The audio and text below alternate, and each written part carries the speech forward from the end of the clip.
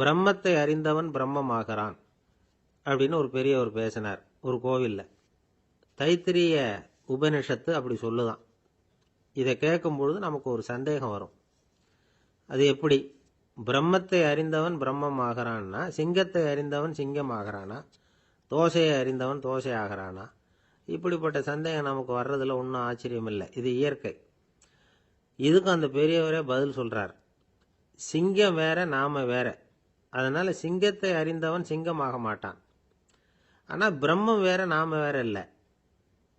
அதனால பிரம்மத்தை அறிந்தவன் பிரம்மமாகிறான் அப்படிங்கிறது அவரோட விளக்கம். மனிதன் அவன்தான் தான் பிரம்மங்கிறது தெரியாதனால தான் அதை வேற எங்கேயோ தேடிட்டு இருக்கிறான். கடைசியில் அது தான் தாங்கிறது புரிஞ்சுக்கிற பொழுது அவன் பிரம்மம் ஆயிடுறான். இதை விளக்கறதுக்கு ஒரு உபநிஷத்து கதையே இருக்கு. நமக்கு தெரிஞ்ச கதை தான், ஆனால் அதை வேற விதமான அர்த்தத்தில் விளையாட்டாக சொல்லிட்டு இருக்கிறோம். ஒரு சமயம் ஒரு 10 நண்பர்கள் ஒரு காட்டு வழியாக போயிட்டு இருக்கிறாங்க. குறுக்க ஒரு நதி, அதை கடந்து அடுத்த பக்கம் போகணும்.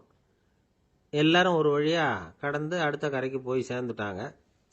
அங்கே போய் சேர்ந்ததுக்கு அப்புறம் எல்லாரும் பத்திரமா வந்து சேர்ந்துட்டோமா அப்படின்னு தெரிஞ்சுக்கிறதுக்காக எண்ணி பார்க்குறான் அந்த கூட்டத்து தலைவன். அவங்க மொத்தம் 10 பேர். ஆனால் அவன் எண்ணி பார்க்குறப்போ 9 தான் வருது. ஏன்னா அவன் தன்னை விட்டுவிட்டான். எதிரில் நிற்கிறவங்கள மட்டுமே எண்றான். ஐயோ 10வது ஆள் எங்கேங்கிறான், பதறான். சரி நீ இரு, நான் எண்ணி பார்க்குறேன்னு சொல்லிவிட்டு இன்னொருத்தன் வந்து எண்றான். அவனும் தன்னை விட்டுட்டு எண்றான். 9 தான் வருது. எல்லாரும் கொய்ய முறையோன்னு கத்த ஆரம்பிச்சிட்டாங்க. அந்த சமயத்தில் ஒரு பெரியவர் அந்த பக்கமாக வர்றார். என்ன விஷயம்னு விசாரிக்கிறார்.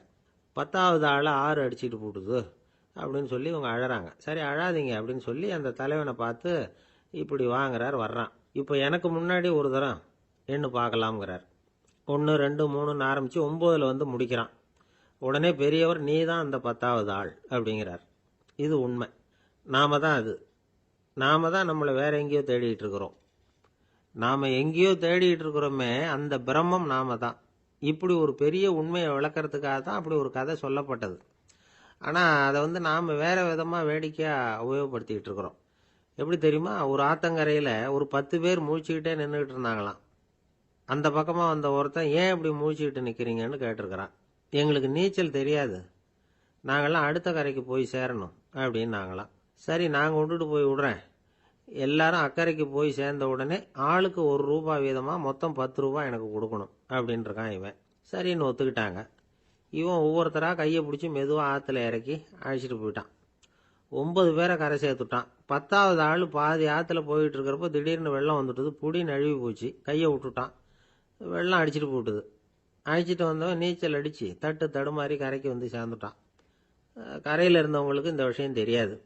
இருந்தாலும் இவன் உடம்பு பூரா நனைஞ்சி கொஞ்சம் அதிகமாக மூச்சு வாங்க நின்றுக்கிட்டு இருந்தானா, ஏங்க ஏன் இப்படி மூச்சு வாங்குது, என்ன விஷயம் அப்படின்னு கேட்டாங்களாம். அதுக்கு இவன் கொஞ்சமாக அலட்டிக்காம சொன்னானா, வேற ஒன்றும் இல்லை, நீங்கள் கொடுக்க வேண்டிய ₹10 ₹1 குறைஞ்சி போச்சு அவ்வளவுதான் அப்படின்னானா. ஒருத்தரை பார்த்து உன்னுடைய நண்பர்கள் யார் அப்படின்னு ஒரு கேள்வி கேட்டு பாருங்க. கொஞ்சம் யோசிச்சு யோசிச்சு பதில் சொல்லுவாங்க. அவங்க கிட்டேயே உன்னுடைய எதிரிகள் யார் அப்படின்னு கேளுங்க, கடகடன்னு ஒப்பிச்சிருவாங்க. நம்ம மனசு இருக்க, அது எப்படின்னா நம்ம நண்பர்களை விட எதிரிகளை அது நல்லா ஞாபகத்தில் வச்சுக்கும். இது ஒரு ஆச்சரியமான உண்மை. உங்களால் நண்பர்களை மறந்துட முடியும், ஆனால் எதிரிகளை மறந்துட முடியாது. இது ஒரு வேடிக்கையான நிலைமை தான். அழகான தருணங்களை வந்து நாம் ஏன் மறந்துடுறோம்? இது இயற்கை. ஏன்னா நம்ம மனசு மலர்களை கவனிக்கிறது இல்லை, அதில் இருக்கிற முள்ளை தான் கவனிக்குது. தன்னை காயப்படுத்துகிற எதையும் அது உடனே கண்டுகொள்ளுது. ஒரு தெளிந்த சிந்தனை உடைய மனசு மிக அழகாக உள்ள எல்லாத்தையும் கவனிக்கும். அது நன்றியுடன் உணரக்கூடிய எல்லாத்தையும் பார்த்து குறிச்சிக்கும். இப்படிப்பட்டவங்க வாழ்க்கை இயல்பாகவே நல்லா அமையும். அது ரொம்ப அபூர்வம். மனசில் உள்ள ஒரு சிறிய அமைப்பை வந்து மாற்றுவதை பொறுத்து தான் இந்த விஷயம் அப்படிங்கிறார் ஓஷோ. ஒரு யூத கோவில் இருந்துதான். அது யூதர்களின் மடமாகவும் இருந்தது. அங்கே ஒரு தலைமை குரு, அவர் ரொம்ப கண்டிப்பானவர். அந்த கோவிலை ஒட்டி ஒரு தோட்டம். ஒரு நாள் காலையில் அந்த தோட்டத்தில் 2 இளம் யூதர்கள் நடந்து போய்கிட்டு இருக்கிறாங்க. காலையில் 1 மணி நேரம், மாலையில் 1 மணி நேரம் அவங்க அந்த தோட்டத்தில் நடக்கிறதுக்கு அனுமதி உண்டு. மற்ற நேரங்களில் அவங்க மத புத்தகங்களை படிக்கணும், பிற விதிமுறைகளை கடைபிடிக்கணும். அந்த 2 பேருமே தொடர்ந்து புகைப்பிடிக்கிற பழக்கம் உள்ளவங்க. ஆனால் கோவில் மடத்தில் இருக்கிறப்போ அவங்க புகைப்பிடிக்க முடியாது, அது கடுமையான குற்றம். சரி, நாம் தோட்டத்தில் இருக்கிறப்போவாவது புகைப்பிடிக்கலாமா அப்படின்னு ஒரு ஆசை அவங்க 2 பேருக்குமே. இருந்தாலும் பயம். இப்படி கேட்டால் மதகுரு என்ன சொல்லுவாரோ அல்லது என்ன செய்வாரோங்கிற பயம். இப்படியே கொஞ்ச நாள் ஆச்சு. ஒரு நாள் இந்த 2 பேரில் ஒருத்தன் ரொம்ப கலங்கி போய் அந்த கோவில்ல இருந்து வெளியில் வந்துக்கிட்டு இருந்தான். வந்தவன் நேராக தோட்டத்து பக்கம் போனான். அங்கே இன்னொருத்தன் ஆனந்தமாக புகை பிடிச்சிக்கிட்டு இருக்கிறான். அதை பார்த்து தான் இவனுக்கு அதிர்ச்சி. அட கடவுளே, என்ன இது, நீ கேட்காமலே ஆரம்பிச்சிட்டியா அப்படின்னா. இல்லை இல்லை, நான் கேட்டுவிட்டு தான் ஆரம்பிச்சிருக்கேன்னா அவன். அப்படியா, என்ன மனுஷன் இவர், நானும் தான் கேட்டேன், என்ன கண்ணாமுன்னான்னு திட்டிவிட்டார். இது என்ன கோவிலா இல்லை நரகமா? உனக்கு புகை பிடிக்கணும்னு ஆசையாக இருந்தால் நரகத்துக்கு போகணும்னு சொல்லிவிட்டார். அது சரி, உன்னை மட்டும் எப்படி அனுமதிச்சார் அப்படின்னு கேட்டான் இவன். அவன் சிரிச்சுக்கிட்டே, நீ எப்படி கேட்ட சொல்லு அப்படின்னா.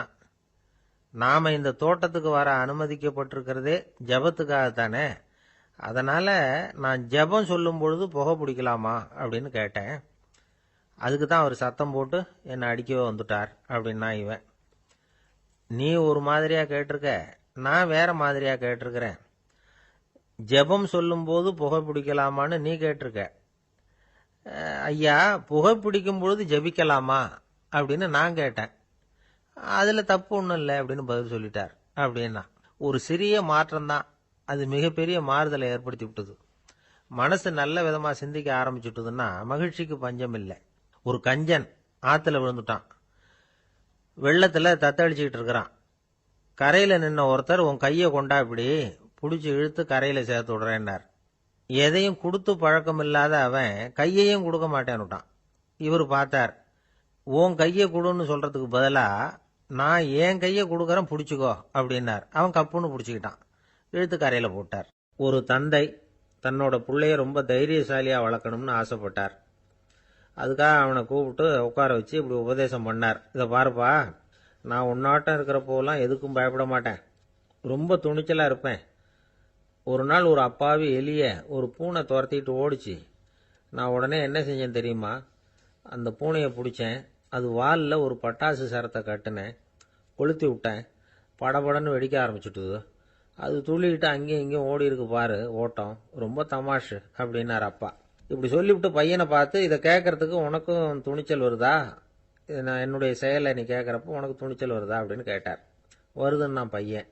எப்படின்னா அப்படிங்கிற விவரத்தையும் சொன்னான் அவன். அதாவது, எலியை விரட்டினத்துக்காக பூனை வாலில் பட்டாசு கொளுத்துனீங்க நீங்கள், பூனையை விரட்டினத்துக்காக உங்கள் கழுத்தில் பட்டாசு சரத்தை மாட்டினா என்னன்னு தோணுது எனக்கு அப்படின்னா பையன்.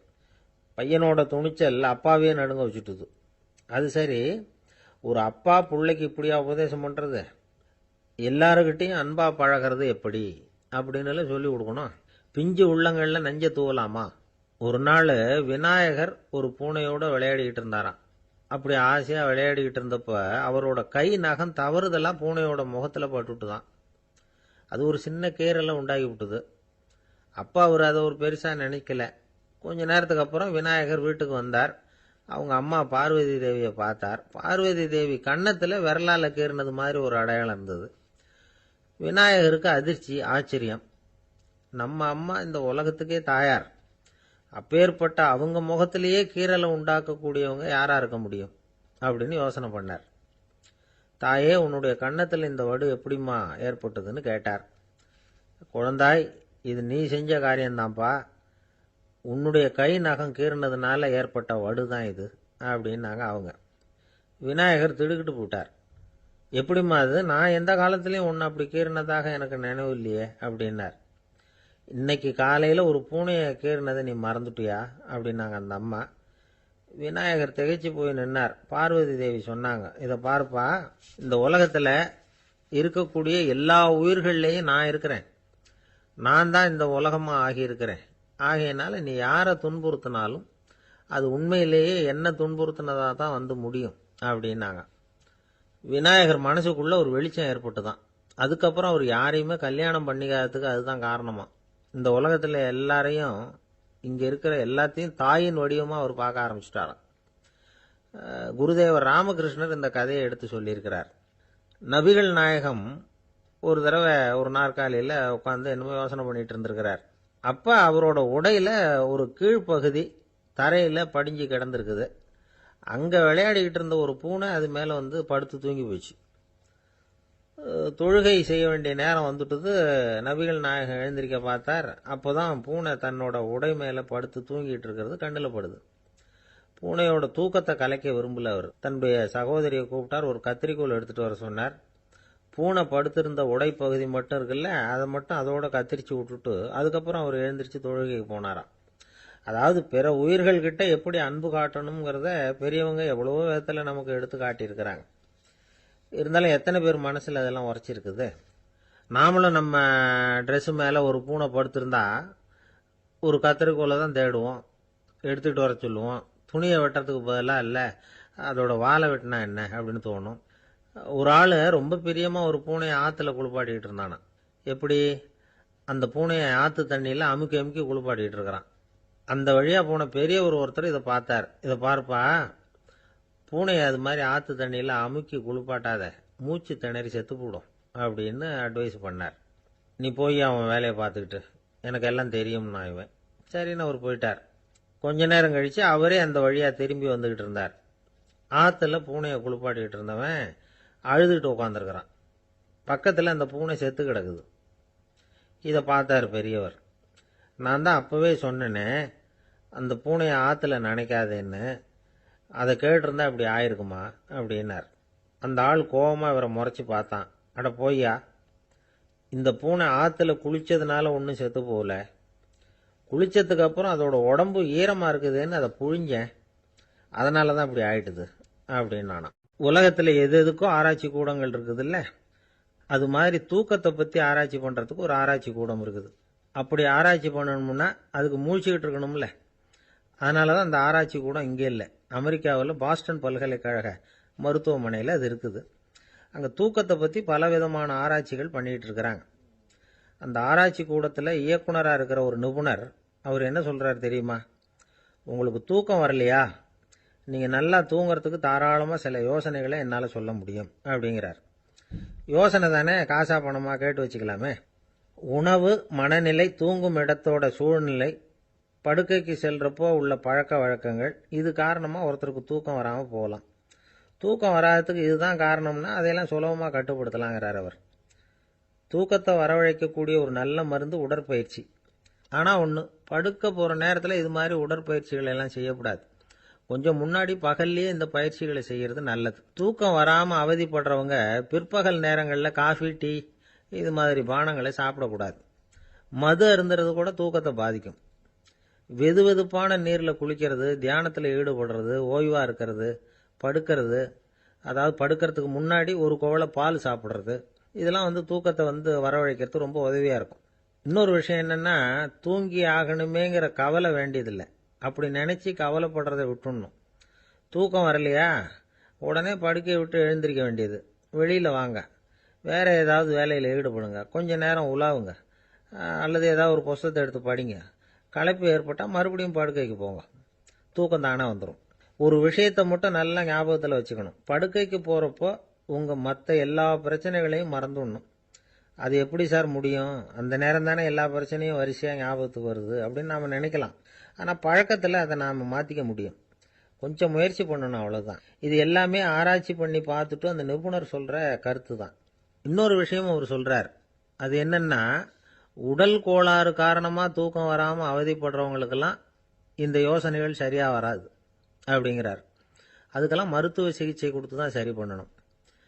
சில பேருக்கு நடு ராத்திரியில் மூச்சு திணறல் ஏற்பட்டு தூக்கம் வராமல் போயிடும். ஊரெல்லாம் தூங்குறப்ப தான் மட்டும் தூங்காமல் மூழ்கிட்டு இருக்கிறது, ஊரெல்லாம் மூழ்கிட்டு இருக்கிறப்போ தான் மட்டும் தூங்குறது, இது மாதிரி கோளாறுகளால் சில பேர் பாதிக்கப்படலாம். காலு தசை முறுக்கிக்கிறதுனால சில பேருக்கு அடிக்கடி விழிப்பு வரலாம். மன அழற்சி காரணமாக சில பேருக்கு தூக்கம் வராது. இது மாதிரி கோளாறுகளுக்கெல்லாம் அதுக்கு தகுந்த மாதிரி சிகிச்சை கொடுத்து தான் சரி பண்ண வேண்டியிருக்கும். எந்த கோளாறும் இல்லாமல் தூக்கம் வரலைன்னா ஆரம்பத்தில் சொன்ன முறைகளை கடைபிடிச்சு பார்க்கலாம். தூக்கம் வந்ததுன்னா யோசனை சொன்ன அந்த நிபுணருக்கு நன்றி சொல்லலாம். ஒருத்தர், ஏன் சார் பஸ்ஸில் தூங்குறது கெட்ட பழக்கமானு கேட்டார். இல்லையே, நான் கூட பஸ்ஸில் போகிறப்ப தூங்கிட்டு தானே போவேன் அப்படின்னார் இன்னொருத்தர். அப்புறம் ஏன் என்ன டிரைவர் வேலை வேணாம்னு வீட்டுக்கு அனுப்பி வச்சுட்டாங்க அப்படின்னாராம் அவர். ஏங்க எங்கே போயிட்டு வரீங்க அப்படின்னு கேட்டேன் எனக்கு வேண்டப்பட்ட ஒருத்தரை பார்த்து. ஆஸ்பத்திரிக்குன்னார். எந்த ஆஸ்பத்திரிக்குன்ன? மாட்டு ஆஸ்பத்திரிக்குன்னார். என்ன விஷயம்னு? மாமனாருக்கு உடம்பு சரியில்லை, அதுதான் மாட்டு ஆஸ்பத்திரிக்கு போயிட்டு வரேன்னார். அட பாவி, அதுக்கு அந்த ஆஸ்பத்திரிக்கா போவாங்க அப்படின்னு ஆச்சரியமா. அட அது இல்லைப்பா, முதல்ல எங்கள் குடும்ப டாக்டர் தான் தேடிக்கிட்டு போனேன். அவர் அந்த நேரத்தில் அவர் வளர்க்குற நாய்க்குட்டிக்கு உடம்பு சரியில்லைன்னு சொல்லி அதை தூக்கிக்கிட்டு மாட்டு ஆஸ்பத்திரிக்கு போயிட்டாராம் சொன்னாங்க. அதனால் அங்கே போய் அவரை சந்தித்து விஷயத்தை சொல்லிவிட்டு வர்றேன்னார். அப்புறம் தான் எனக்கு கொஞ்சம் நிம்மதியாக இருந்தது. பொதுவாக நமக்கு தெரிஞ்ச வரையில் டாக்டர்கள் 2 வகை. நமக்கு வைத்தியம் பண்ணுற டாக்டர்கள் ஒரு வகை, நம்மக்கிட்ட இருக்கிற ஆடு மாடு கோழிக்கு வைத்தியம் பண்ணுற டாக்டர்கள் ஒரு வகை. இப்போ தான் எனக்கு தெரியும் இன்னொரு வகையான டாக்டர்களும் உண்டுங்கிறது. அது யாருன்னா பூச்சிகளுக்கு வைத்தியம் பண்ணுற டாக்டர்கள், அதாவது பூச்சி டாக்டர்கள். வெளிநாடுகளில் அப்படிலாம் கூட சில பேர் இருக்கிறாங்க. பிரிட்டனில் யார்க்ஷயர் வட்டாரத்தில் ராதர்ஹாம் அப்படின்னு ஒரு ஊர். அங்கே ஒரு விலங்கியல் மருத்துவர் பேர் டாக்டர் லான்ஸ் ஜெப்சன். அவர் ஆஸ்பத்திரி வாசலில் பார்த்தீங்கன்னா தினமும் நிறைய பேர் நின்றுக்கிட்டு இருப்பாங்க. கையில் கண்ணாடி குடுவை, தகர டப்பா இப்படி ஏதாவது இருக்கும். அதுக்குள்ளே ஏதாவது பூச்சிகள் இருக்கும். அதுக்கு வைத்தியம் பண்ணுறதுக்காக வந்தவங்க தான் அவங்கெல்லாம். சிலந்தி பூச்சி, பல்லி, தேளு, பாம்பு இப்படி ஏதாவது இருக்கும். பொழுதுபோக்காக சில பேர் நாய், பூனை, கிளி, மைனா, புறா இப்படி ஏதாவது வளர்க்குறாங்கல்ல, அது மாதிரி இப்போல்லாம் தேளு, பல்லி, பாம்பு, பூச்சி இதையெல்லாம் வளர்க்க ஆரம்பிச்சிட்டாங்களாம். இது ஒரு புது ஃபேஷன். இப்போ கூண்டுக்குள்ளே டப்பாக்குள்ளே போட்டு வளர்க்குறது, அதுக்கு ஏதாவது நோய் வந்துட்டுதுன்னா வைத்தியம் பண்ணுறதுக்கு டாக்டர்கிட்ட வந்துட வேண்டியது, இப்படி இந்த பழக்கம்லாம் நிறையா வந்துட்டுது. ரத்தம் உறிஞ்சிற அட்டைகள் கூட இவங்ககிட்ட வைத்தியத்துக்கு வருதான். சிலந்திகளில் செங்கால் சிலந்தின்னு ஒரு வகை. மத்திய அமெரிக்க காடுகளில் இது அதிகம். சிலந்திகள்லேயே ரொம்ப விலை உசந்தது இந்த ரகம்தான். கால்களில் சிவப்பு கோடுகள் இருக்கும். இந்த இனம் இப்போ குறைஞ்சிக்கிட்டே வர்றதுனால சர்வதேச விதிகளின்படி இவற்றின் ஏற்றுமதி இறக்குமதிக்கு தடை விதிக்கப்பட்டிருக்குது. அதனால் இதை வளர்க்குறவங்க வீட்டுக்குள்ளேயே இனவிருத்தி மூலமாக பெருக்கி விற்பனை பண்ணிட்டு வராங்களாம். அந்த வகை சிலந்திகள் தான் இப்போ வைத்தியத்துக்கு அதிகமாக வருதான். சரி, இதுக்கெல்லாம் எப்படி வைத்தியம் பண்ணுறாங்க?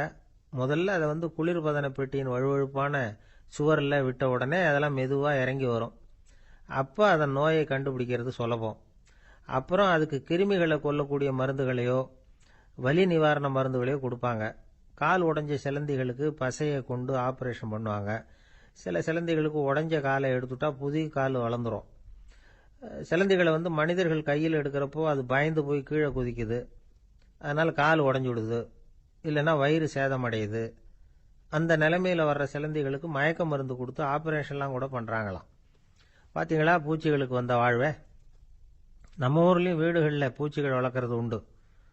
ஒருத்தர் வந்தார், எனக்கு 3000 கரப்பாம்பூச்சி அவசரமாக தேவைப்படுது, எங்கே கிடைக்கும்னு கேட்டார். கரப்பாம்பூச்சியா? அது என்னத்துக்குன்னு கேட்டோம். அது வேற ஒன்றும் இல்லை, நான் குடியிருக்கிற வாடகை வீட்டை காலி பண்ண போகிறேன். வீட்டு சொந்தக்காரர் என்ன சொல்கிறாருன்னா, இந்த வீட்டுக்கு நான் குடி வந்தப்போ எப்படி இருந்ததோ அதே நிலைமையில் விட்டுட்டு போகணும்னு வீட்டுக்காரர் சொல்லியிருக்கிறார், அதனால தான் கேட்டேன் அப்படின்னார். ஒருத்தர் அவசரமாக போய்கிட்டு இருந்தார். எங்கே போய்கிட்டு இருக்கீங்க அப்படின்னு கேட்டார் ஒரு பெரியவர். கடைக்கு போகிறேன் சார், சாமான் வாங்கிறதுக்கு அப்படின்னார். அங்கே போகிறதுக்கு முன்னாடி தெரிஞ்சிக்க வேண்டியதெல்லாம் தெரிஞ்சுக்கிட்டீங்களா அப்படின்னு கேட்டார் பெரியவர். கடைக்கு போய் காசை கொடுத்து ஒரு பொருளை வாங்கிட்டு வரப்போகிறோம், இதில் தெரிஞ்சிக்க வேண்டியது என்ன இருக்குது அப்படின்னார் அலட்சியமாக. இப்போ அந்த பெரியவர் பேச ஆரம்பித்தார். இந்த உலகத்தில் எந்த ஒரு செயலில் இறங்குறப்போவும் நாம் நல்லா ஆலோசனை பண்ண வேண்டிய விஷயம் 5 அப்படின்னார். உதாரணமாக, ஒருத்தன் கடைக்கு போய் ஏதோ ஒரு பொருளை வாங்கிட்டு வர போகிறான்னு வச்சுக்கோங்களேன். அப்போ கூட அவன் 5 விஷயங்களை பற்றி தெரிஞ்சுக்க வேண்டியிருக்குது அப்படிங்கிறார் அவர். முதல்ல அந்த பொருள் எப்படிப்பட்டது அப்படிங்கிறத தெரிஞ்சுக்கணும். ரெண்டாவதா தன்னை பற்றியும் தெரிஞ்சுக்கணும். அப்போ தான் அந்த பொருள் தனக்கு தேவையா இல்லையா அப்படிங்கிறத புரிஞ்சுக்க முடியும். மூணாவதாக தெரிஞ்சுக்க வேண்டியது ஒன்று இருக்குது. அது என்னன்னா, அந்த பொருளை அடையறதுக்கு வழி என்ன அப்படிங்கிறத தெரிஞ்சுக்கணும். அதாவது எவ்வளவு பணம் கொடுத்தா அது கிடைக்கும், இது மாதிரியான விஷயங்கள். நாலாவதா அந்த பொருளை அடையிறது மூலமாக நாம் அடையக்கூடிய பயன் என்ன அப்படிங்கிறதையும் உணரணும். அஞ்சாவது, அந்த பொருளை அடையிறதுல இருக்கக்கூடிய தடை எது அப்படிங்கிறதையும் நாம் தெரிஞ்சுக்கணும். பெரியவர் பேசுறது ஏதோ தத்துவம் மாதிரி தெரியுது இல்லையா? தத்துவம்தான். அதாவது இப்படி உலகியல் வாழ்க்கையில் சின்ன சின்ன விஷயங்கள்லேயே நாம் 5 விஷயங்களை தெரிஞ்சுக்க வேண்டியிருக்குது. அது ரொம்ப அவசியமாக இருக்குது. பேரின்ப நிலைன்னு சொல்கிறாங்கல்ல, அது மாதிரி பெரிய சமாச்சாரங்கள்லேயும் இந்த 5 விஷயங்களை நாம் தெரிஞ்சுக்க வேண்டியிருக்குது. அதுக்கு பேர் என்னன்னா அர்த்த பஞ்சகம். வைணவ சமயத்தில் அர்த்த பஞ்சகம்ங்கிறது ரொம்ப பெரிய விஷயம். கடைக்கு போகிறது மாதிரி கடவுளை பார்க்க போகிறப்பவும் நாம் 5 விஷயங்களை தெரிஞ்சுக்கணுமா. முதல்ல பரம்பொருள் அப்படிங்கிறது என்ன, அதோட தன்மைகள் என்ன, இதை தெரிஞ்சுக்கணும். இதுக்கு பேர் என்னன்னா பரமாத்ம ஸ்வரூபம் அப்படின்னு பேர். ரெண்டாவது, நாம யாரு, நம்மோட தன்மை என்ன அப்படிங்கிறத தெரிஞ்சுக்கணும். நான் யாருன்னு எனக்கே தெரியலங்கிறப்போ இதை நான் சொல்றேன்னு இது என்னுடையதுன்னு சொல்றது தப்பு தானே. அப்புறம் மூணாவது விஷயம், பரம்பொருளை நாம் அடையறதுக்கு வழி எது, இது தெரிஞ்சுக்கணும். இது உபாய ஸ்வரூபம் அப்படின்னு பேர். நாலாவது விஷயம், நாம் அடைய வேண்டிய பயன்கள் என்ன அப்படிங்கிறது தெரிஞ்சுக்கிறது. இதுக்கு புருஷார்த்தம் அப்படின்னு பேர். அஞ்சாவது, அந்த பயனை அடைய விடாமல் தடுக்கிற தடைகள் யாவை அப்படிங்கிறது தெரிஞ்சுக்கிறது. இது விரோதி ஸ்வரூபம். இதைத்தான் தடையியல் அப்படின்னு சொல்றாங்க. அதாவது பரமாத்மாவை பற்றிய அறிவு, ஜீவாத்மாவை பற்றிய அறிவு, உபாயம் பற்றிய அறிவு, புருஷார்த்தம் பற்றிய அறிவு, இந்த 4 அறிவுக்கும் எதிரடையா, அதாவது அதையெல்லாம் தப்பா புரிஞ்சுக்கிறதால உண்டாகக்கூடிய அறிவு விரோதி ஸ்வரூபம். என்ன இது தகவல்ல ஏதாவது கதை சொல்லுவீங்கன்னு பார்த்தா ஏதோ தத்துவம் பேசிக்கிட்டு இருக்கிறீங்களே அப்படின்னு நினைக்கலாம். இதுவும் தெரிஞ்சுக்க வேண்டிய ஒரு பெரிய விஷயம்தான். காதில் போட்டு வச்சா எப்போவாவது உபயோகப்படும். என்னுடைய நண்பர் ஒருத்தர் ஒரு நாள் என்கிட்ட சொன்னார், சார், அடுத்த மாதம் தஞ்சாவூரில் ஒரு கல்யாணம், போகிறதா வேண்டாமா அப்படின்னு ஒரே குழப்பமாக இருக்குது அப்படின்னார். நான் உடனே இந்த அர்த்த பஞ்சக உபதேசம் பண்ண ஆரம்பித்தேன். அவர் எல்லாத்தையும் பொறுமையாக கேட்டுவிட்டு, சரி சார், நான் போகிறதுன்னு முடிவு பண்ணிவிட்டேன்னார். எப்படி இந்த முடிவுக்கு வந்தீங்க அப்படின்னு கேட்டேன். அவர் சொன்னார், சார், அந்த 2வது பாயிண்ட் ஒன்று சொன்னீங்களே, அதை புரிஞ்சுக்கிட்டதுக்கு அப்புறம்தான் இந்த முடிவுக்கு வந்தேன் அப்படின்னார்.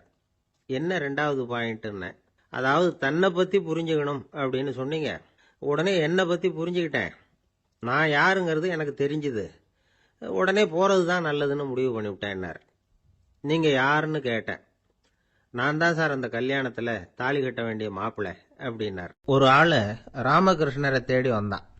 அவன் கையில் 1000 பொற்காசுகள் வச்சுருந்தான். அதை அவர்கிட்ட கொடுத்து இதை ஏற்றுக்கணும் அப்படின்னு ரொம்ப பணிவாக கேட்டுக்கிட்டான். அவர் பார்த்தார், இது எனக்கு தேவையில்லை, ஆனாலும் உன்னுடைய மனசை புண்படுத்துறதுக்கு நான் விரும்பலை, அதனால் நீ கொடுக்கறத வாங்கிக்கிறேன்னார். வாங்கிக்கிட்டார். அப்புறம் கேட்டார், இதை பாரு, இனிமேல் இதெல்லாம் என்னுடையது தானே அப்படின்னார். ஆமாம், அதையெல்லாம் நான் உங்களுக்கே கொடுத்துட்டேன் அவன். சரி, இப்போ நீ எனக்காக ஒரு காரியம் பண்ணணும்னார். என்ன செய்யணும்னு சொல்லுங்கன்னா, இந்த நாணயங்களையெல்லாம் எடுத்துக்கிட்டு போய் கங்கை நதியில் எரிஞ்சுட்டு வா அப்படின்னார். இவனுக்கு அதிர்ச்சியாக போச்சு. என்ன பண்ணுறது, இனிமேல் அது முடியாதுன்னு சொல்ல முடியாது. ஏன்னா அந்த நாணயங்களையெல்லாம் அவருக்கே கொடுத்துட்டான். இனிமேல் அதெல்லாம் இவனுடையது இல்லை. பேசாமல் அவ்வளவே அள்ளிக்கிட்டு ஆத்தங்கரைக்கு போனான். போனவன் ரொம்ப நேரம் திரும்பியே வரல. ராமகிருஷ்ணருக்கு சந்தேகம், என்ன ஆச்சு அந்த மனுஷனுக்கு, காசுகளோட அந்த கங்கையில் குதிச்சுட்டானா, போகும்பொழுதே ஒரு மாதிரியாக தான் போனான், போய் என்னன்னு பார்த்துட்டு வாங்க அப்படின்னார். அங்கே இருந்த ஒருத்தர் ஓடி போய் பார்த்தார். அவர் போய் பார்க்கும்பொழுது அவன் அங்கேயே இருந்தான். அதுக்கப்புறம் அவர் திரும்பி வந்தார். விவரத்தை சொன்னார்.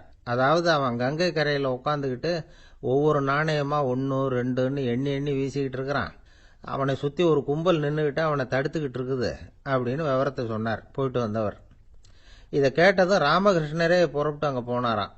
என்ன இப்படி பண்ணிகிட்டு இருக்கிற, நான் உன்னை அந்த நாணயங்களை கங்கையில் வீசி எறிய சொன்னேன், நீ ஏன் அதை எண்ணிக்கிட்டு இருக்கிற அப்படின்னார். பழக்கம்தான் காரணம், நான் ஒவ்வொரு நாளும் ஒவ்வொன்றா சேமித்து வச்சேன், இன்றைக்கி என்கிட்ட நிறைய இருக்குது, உங்களுக்கு ஒரு 1000 நாணயங்களை கொடுக்கணுங்கிறது என்னோட ஆசை அப்படின்னா. இப்போ ராமகிருஷ்ணர் சொன்னார், ஒரே நேரத்தில் எல்லாத்தையும் சம்பாதிச்சிருந்தா நீ எண்ணுறது பொருத்தமாக இருக்கும், எல்லாத்தையும் இழக்கும் போது ஒவ்வொன்றா எண்ணிக்கிட்டு இழக்கிறதுங்கிறது சரியான செயல் இல்லை, அதனால் ஒரே தடவையாக எல்லாத்தையும் தூக்கி எறிஞ்சிடும் அப்படின்னார். இது இழப்பது அப்படிங்கிற ஒரு உயர்ந்த நிலை. இதை நாம் யதார்த்த வாழ்க்கையில் சம்பந்தப்படுத்தி பார்த்து குழப்பிக்கிட்டு இருக்கக்கூடாது. இழக்கிறேன்னு சொல்லிக்கிட்டு இருக்கிற காசையெல்லாம் ஆற்றுலையும் குளத்துலையும் கொண்டு போய் எரிஞ்சிட்டு வாங்க அப்படின்னு உபதேசம் பண்ணுறதாக யாரும் நினச்சிடக்கூடாது. இதில் நாம் புரிஞ்சுக்க வேண்டியது என்னன்னா, எதையாவது ஒன்றை இன்னொருத்தருக்கு கொடுக்கணும் அப்படின்னு விருப்பப்பட்டா அதை மனப்பூர்வமாக கொடுத்துடணும். கொடுத்துட்டு அதையே நினச்சிக்கிட்டு இருக்கக்கூடாது. நம்மால் ஒருத்தர் ஒரு 100 ரூபாய் நோட்டை தன்னுடைய நண்பர் ஒருத்தர்கிட்ட கொடுத்து, இது உனக்கு தான் வச்சுக்கோ அப்படின்னார். அவர் பார்த்தார், இது இனிமேல் எனக்கு தானே சொந்தம் அப்படின்னார். ஆமான்னார் அவர். அப்படின்னா எனக்காக நீ ஒரு உதவி செய்யணும்னார். சொல்லுங்க செய்கிறேன்னார் அவர். இந்த 100 ரூபாய் நோட்டை தீ வச்சு கொளுத்தி விடுனார். இவர் அதிர்ச்சியாகி அவரை பார்த்தார். இப்போ அவர் சொன்னார், நீ எனக்கு அன்பாக கொடுத்தது இது, இந்த நோட்டு கள்ள நோட்டுங்கிறது எனக்கு முன்னாடியே தெரியும், சீக்கிரம் கொளுத்தி விடு, அதுதான் நம்ம 2 பேருக்குமே நல்லது அப்படின்னாராம் அவர். ஒரு ஊரில் ஒரு ஆள் இருந்தான். அவனுக்கு ஒரே ஒரு மகள். அவளை நல்ல இடத்துல கட்டி கொடுக்கணும்னு ஆசைப்பட்டான். அதுக்காக மாப்பிள்ளை தேடிட்டு இருந்தான். அவன் கொஞ்சம் வசதியான ஆள், அதனால் நிறைய பேர் வந்தாங்க. இருந்தாலும் ஒரு நல்ல குணமுள்ள மாப்பிள்ளையாக இருக்கணும் அவன் எதிர்பார்த்தான். அப்படி இருக்கணும்னு தொடர்ந்து முயற்சி பண்ணான். கடைசியாக ஒரு 3 பேர் கிடைச்சாங்க. அந்த 3 பேரில் யாரை தேர்ந்தெடுக்கிறது, இதுதான் அவனுக்கு வந்த குழப்பம். இந்த நிலைமையில் ஒரு பெரியவரை தேடி போனான். அவர்கிட்ட தன்னுடைய பிரச்சனையை சொன்னான். அவர் கொஞ்சம் யோசனை பண்ணார். அதுக்கப்புறம் 3 பேரையும் கூப்பிட்டார். இதை பாருங்கப்பா, உங்கள் 3 பேருக்கும் 3 மாத கால அவகாசம் தர்றேன். நீங்கள் இப்போ போகலாம். 3 மாதம் கழித்து திரும்பி வரலாம். அப்படி வரும்பொழுது இந்த 3 மாத காலத்தில் நீங்கள் செஞ்ச நல்ல காரியம் ஏதாவது ஒன்று சொல்லணும். அதை வச்சு உங்களில் ஒருத்தரை நாங்கள் தேர்ந்தெடுத்துக்கிறோம் அப்படின்னு சொன்னாராம். 3 பேரும் சரின்னு சொல்லிவிட்டு திரும்பி போயிட்டாங்க. 3 மாதம் ஆச்சு. அதுக்கப்புறம் ஒரு நாள் திரும்பி வந்தாங்க. அவர் அவங்கள கூப்பிட்டு உட்கார வச்சார். அப்புறம் கேட்டார், இப்போ சொல்லுங்கள், இந்த 3 மாத காலத்தில் நீங்கள் செஞ்சிருக்கிற ஏதாவது ஒரு நல்ல காரியத்தை சொல்லுங்க அப்படின்னார். முதல்ல ஒருத்தன் எழுந்திருச்சு நின்னான். ஐயா, எங்கள் அப்பா இறந்த பிறகு அவரோட கணக்கு வழக்குகளை எடுத்து பார்த்துக்கிட்டு இருந்தேன். அவர் ஒரு வியாபாரிகிட்ட 10,000 ரூபாய் கடன் வாங்கியிருக்கிறதாக எழுதியிருந்தார். அந்த வியாபாரியும் இப்போ உயிரோடு இல்லை. இருந்தாலும் அந்த வியாபாரியோட மகனை தேடி கண்டுபிடிச்சேன். கணக்கு புத்தகத்தை காட்டினேன். எங்கள் அப்பா உங்கள் அப்பா கிட்ட 10,000 ரூபாய் கடன் வாங்கியிருக்கிறதாக இதை எழுதியிருக்கிறார். அதனால் அதை திருப்பி கொடுக்கறதுக்காக வந்திருக்கிறேன். இந்தாங்க அந்த பணம் அப்படின்னு சொல்லி கொடுத்துட்டு வந்துட்டேன் அப்படின்னு நானும். இதை பெரியவர் கவனமாக கேட்டுக்கிட்டார். அதுக்கப்புறம் 2வது இளைஞன் எழுந்திருச்சான். ஐயா, நான் போன மாதம் ஒரு நாள் ராத்திரி வேளையில் ஒரு காட்டுப்பாதை வழியாக எங்கள் ஊருக்கு போய்கிட்டு இருந்தேன். அந்த சமயத்தில் அந்த வழியாக வந்துக்கிட்டு இருந்த ஒரு வழிப்போக்கர்கிட்ட 4-5 திருடர்கள் வம்பு வளர்த்து அவர்கிட்ட இருந்த பொருளை எல்லாம் கொள்ளையடிச்சிக்கிட்டு இருந்தாங்க. நான் உடனே ஒரு குச்சியை எடுத்துகிட்டு ஓடினேன். அந்த திருடர்களை அடித்து விரட்டினேன். பொருளை எல்லாம் மீட்டு அந்த வழிப்போக்கர்கிட்ட ஒப்படைச்சேன். அவரை பத்திரமா அழைச்சிட்டு போய் அவர் வீட்டில் விட்டுட்டு வந்தேன் அப்படின்னு நானும். இதையும் பெரியவர் கவனமாக கேட்டுக்கிட்டார். அடுத்தபடியாக 3வது இளைஞன் எழுந்திருச்சான். ஐயா, போன மாதம் ஒரு நாள் நான் ஒரு மலைப்பாதை வழியாக போய்கிட்டு இருந்தேன். மலைப்பாதை விளிம்பில் ஒரு மதகு கட்டை, அது மேலே ஒரு ஆள் படுத்து தூங்கிட்டு இருந்தான். அந்த பக்கம் தவறி உருண்டு விழுந்திருந்தான்னா அதில் பாதாளம். அது மலையடி வாரத்தில் போய் தான் விழணும். அவ்வளவு பள்ளம். அது தெரியாமல் அவன் பாட்டுக்கு தூங்கிட்டு இருந்தான். நான் உடனே அவன்கிட்ட ஓடி போய் குனிஞ்சு அவன் முகத்தை பார்த்தேன். அப்போ தான் புரிஞ்சுது, அவன் ஏற்கனவே எனக்கு தெரியும். அவனை எனக்கு நிறைய கெடுதல் பண்ணியிருக்கிறான், இடைஞ்சல் கொடுத்தவன். இருந்தாலும் ஐயோ பாவம்னு நினச்சி அவனை எழுப்பி பாதுகாப்பாக வேற ஒரு இடத்துல படுக்க வச்சுட்டு வந்தேன் அப்படின்னு நானா. பெரியவர் இதையும் கேட்டுக்கிட்டார். அதுக்கப்புறம் அவங்க 3 பேரையும் பார்த்து, நீங்கள் போகலாம், நாங்கள் யோசித்து முடிவு பண்ணி உங்களுக்கு சொல்லி அனுப்புகிறோம் அப்படின்னாராம். அந்த இளைஞர்கள் புறப்பட்டு போயிட்டாங்க. அதுக்கப்புறம் அந்த பெண்ணோட அப்பாவை பார்த்து சொன்னார், இந்த 3 பேருமே நல்ல பிள்ளைங்க தான், அதில் ஒன்றும் சந்தேகம் இல்லை. இருந்தாலும் இந்த 3 பேர் செஞ்ச செயல்களையும் ஒப்பிட்டு பார்க்க வேண்டியிருக்கு. முதல் இளைஞன் நேர்மைக்கு எடுத்துக்காட்டாக விளங்குறான். இந்த காலத்தில் இது மாதிரி இளைஞர்களை பார்க்கறது ரொம்ப கஷ்டம்தான். இருந்தாலும் அவன் கடமையை தான் செஞ்சான். 2வது இளைஞன் நல்ல வீரன், தைரியசாலி. ஒரு வீரன் எதை செய்யணுமோ அதைத்தான் இவன் செஞ்சான். இவன் ஒரு லட்சிய மனிதன். 3வது இளைஞன் தன்னுடைய பகைவனுக்கே உதவி செஞ்சிருக்கான். அவன் உயிரை காப்பாற்றியிருக்கிறான். பகைவனுக்கு அருள்வதுங்கிறது ஒரு சாதாரண மனுஷனால் செய்யக்கூடிய காரியம் இல்லை. பகையை மறக்கிறதும் பகைவனுக்கு அருள்வதும் தெய்வீக பண்புகள். அதனால் இவனையே உன்னுடைய மகளுக்கு ஏற்ற மாப்பிள்ளையா தேர்ந்தெடுக்கலாம் அப்படின்னு சொன்னாங்களாம். ஒரு நல்ல நாளில் அவங்களுக்கு திருமணம் நல்ல விதமாக நடந்து முடிஞ்சுதான். இது சுவாமி சின்மயானந்தர் சொல்லியிருக்கிற ஒரு கதை. இதிலிருந்து நாம் புரிந்து கொள்ள வேண்டிய ஒரு கருத்து, நமக்கு கெடுதல் பண்ணவங்களுக்கும் நாம் நல்லது செய்யணும். ஆனால் நடைமுறையில் அப்படி நம்மளால் செய்ய முடியறதில்ல. அதுதான் சிக்கல். நம்மால் ஒருத்தங்கிட்ட கேட்டேன், ஏண்டா உன்னுடைய பகைவன் ஒருத்தன் அது மாதிரி ஒரு மலைப்பாத மதகு கட்டையில் படுத்திருந்தா உடனே நீ என்ன நினைப்ப அப்படின்னு கேட்டோம். இது ஒரு அருமையான சந்தர்ப்பம்னு நினைப்பேன் அப்படின்னா. எதுக்குன்னு கேட்டோம். அவனை அந்த பக்கமாக உருட்டி கீழே தள்ளுறதுக்கு அப்படின்னா. ஒரு புகழ்பெற்ற ஜப்பானிய சாமுராய் வீரன் வாள் வீசுறதுல ரொம்ப கெட்டிக்காரன். ஒரு கடுமையான போரில் கலந்து கொண்டுட்டு களைச்சி போய் திரும்பி வந்தான். படுக்கையில் விழுந்தான். பக்கத்தில் என்னமோ சத்தம் கேட்டுது. திரும்பி பார்த்தான். ஒரு எலி அவனை முறைச்சி பார்த்துக்கிட்டு இருந்தது. உடனே வாழை உருவனா வீசினான். அது தப்பிச்சுட்டு ஓடி போச்சு. எவ்வளோ முயற்சி பண்ணி பார்த்தா முடியல. கடைசியில் அந்த வாள் முறிஞ்சு போனது தான் மிச்சம். ஒரு பக்கம் அவனுக்கு இது அவமானமாக போயிட்டுது, இன்னொரு பக்கம் பயமாக போயிட்டுது. எவ்வளவோ போர்களில் எதிரிகளை பந்தாடினவன் அவன் ஒரு எலிகிட்ட தோத்து போயிடுறதா அவனால் சகிச்சிக்க முடியல. மனைவி கிட்ட சொன்னான் இப்படி நடந்துட்டுதுன்னு. அவள் சிரிச்சா. உங்களுக்கு புத்தியே இல்லை, எலியை போய் யாராவது வாளால் வெட்டுவாங்களா அப்படின்னு அந்த அம்மா சொன்னதும், நீ என்ன சொல்கிறேன்னா, ஒரு பூனையை கொண்டுட்டு வந்துட்டா போதும், அதுக்கப்புறம் ஏன் எலி வரப்போகுது அப்படின்னு அந்த அம்மா. உடனே ஒரு பூனை வந்து சேர்ந்தது. அது சாதாரண பூனை இல்லை, வீர சாகசங்கள்லாம் செஞ்சு பழக்கப்பட்ட பூனை. பெரிய இடத்துல வளர்ந்தது. அதை கொண்டுட்டு வந்துட்டாங்க. அந்த பூனை குறி பார்த்து எலி மேலே பாஞ்சுது. ஆனால் அந்த எலியை சுலபமாக தப்பிச்சு போட்டுது. அடுத்தபடியாகவும் பாயறதுக்கு முயற்சி பண்ணிச்சு அந்த பூனை. ஆனால் அந்த எலியோ ரொம்ப தந்திரமாக திடீர்னு அந்த பூனையின் முகத்துக்கு நேராக பாஞ்சுது. அவ்வளவுதான். அந்த பூனை பயந்து போய் ஒரே தாவா தாவி ஜன்னல் வழியாக வெளியில் ஓடி போச்சு. அந்த வீரனுக்கு இது ஒரு பெரிய அதிர்ச்சியாக இருந்தது. அடுத்தபடியாக யோசனை பண்ணான். ராஜா வளர்த்துக்கிட்டு இருந்த அரண்மனை பூனையை ஒரு நாள் இரவலா கேட்டு வாங்கிட்டு வந்தான். ஊர் உலகம்லாம் பேர் வாங்கின பூனை இது. அந்த பூனையாலும் அந்த எலியை ஒன்றும் செய்ய முடியல. வீரனுக்கு ரொம்ப அதிர்ச்சி. அந்த அரண்மனை பூனைகிட்டேயே போய் புலம்புனான். அரண்மனை பூனையே, நீயே தோத்து போயிட்டியே, இனிமே நான் என்ன செய்ய முடியும்னா. அந்த பூனை சிந்திச்சுது. அப்புறம் சொல்லிச்சு, இந்த காரியத்துக்கு இந்த மேல்மட்ட விவகாரம்லாம் சரிப்பட்டு வராது. சாதாரண வீட்டு பூனை கிடைச்சதுன்னா அதை கொண்டுட்டு வந்து விட்டுப்பார் அப்படின்னது. சாதாரண பூனையால் என்ன செஞ்சிட முடியும்னா இவன் நம்பிக்கை இல்லாமல். இப்போ அந்த அரண்மனை பூனை சொல்லிச்சு, பெரிய வீட்டு பூனையெல்லாம் நல்லா சாப்பிட்டு தூங்கி பழக்கப்பட்டிருக்கோம். அதுக்கெல்லாம் ராஜதந்திரம் தெரியும், ஆனால் எலி பிடிக்க தெரியாது. அதுக்கான வளர்ப்பும் இல்லை, பயிற்சியும் இல்லை. ஏன்னா அதுக்கெல்லாம் பசி கிடையாது. சாதாரண வீட்டு பூனை அப்படி இல்லை, பசிக்கு ஆகாரம் தேடி அலையும். எலிகளை பிடிச்சி சாப்பிட்டுட்டு தான் உயிர் வாழும். அதனால் அதுகளுக்கு எலியை பிடிக்கிற எல்லா உத்திகளும் தெரியும், எங்களுக்கு தெரியாது அப்படின்னது. அது சரியே, அதுவும் பூனை தான், நீயும் பூனை தான், அதால் முடிகிற காரியம் ஏன் உன்னால் முடியல அப்படின்னு கேட்டான் இவன். இதுக்கு அந்த பூனை சொல்லிச்சு, இதே கேள்வியை நானும் கேட்டேன், உன்னுடைய தந்திர முறை என்னன்னு கேட்டேன். அதுக்கு பதில் சொல்லாமல் படுத்து தூங்கி போச்சு. அதை மறுபடியும் எழுப்பி கேட்டேன், அதுக்கு கோவம் வந்துட்டுது. இதில் என்ன தந்திர முறை வேண்டியிருக்கு, நான் ஒரு பூனை, அவ்வளவுதான். பூனைன்னா பூனை, பூனை எலியை பிடிக்கும், நான் எலியை பிடிக்கிறேன், அவ்வளவுதான்னுது அப்படின்னு சொல்லி விவரமாக சொல்லிச்சு அந்த அரண்மனை பூனை. உடனே ஒரு சாதாரண பூனையை கொண்டுட்டு வந்துட்டாங்க. கொண்டாந்து விட்டா அது பார்க்கறதுக்கு ரொம்ப சாதாரணமாக தெரிஞ்சுது. இந்த வீரனுக்கு நம்பிக்கை வரல. இருந்தாலும் அதை கொண்டுட்டு வந்து வீட்டுக்குள்ளே விட்டான். ஒரே நிமிஷம் அந்த எலியை கவிட்டு வெளியில் ஓடி போச்சு. மேலிடத்து பூனைகள்லாம் இதை வேடிக்கை பார்த்துக்கிட்டு வெளியில் நின்றுக்கிட்டு இருக்குது. எல்லாரும் மெதுவாக அந்த பூனையை நெருங்கி, உங்ககிட்ட அப்படி என்ன தனிப்பட்ட திறமை, அதோட ரகசியம் என்னன்னு கேட்டாங்க.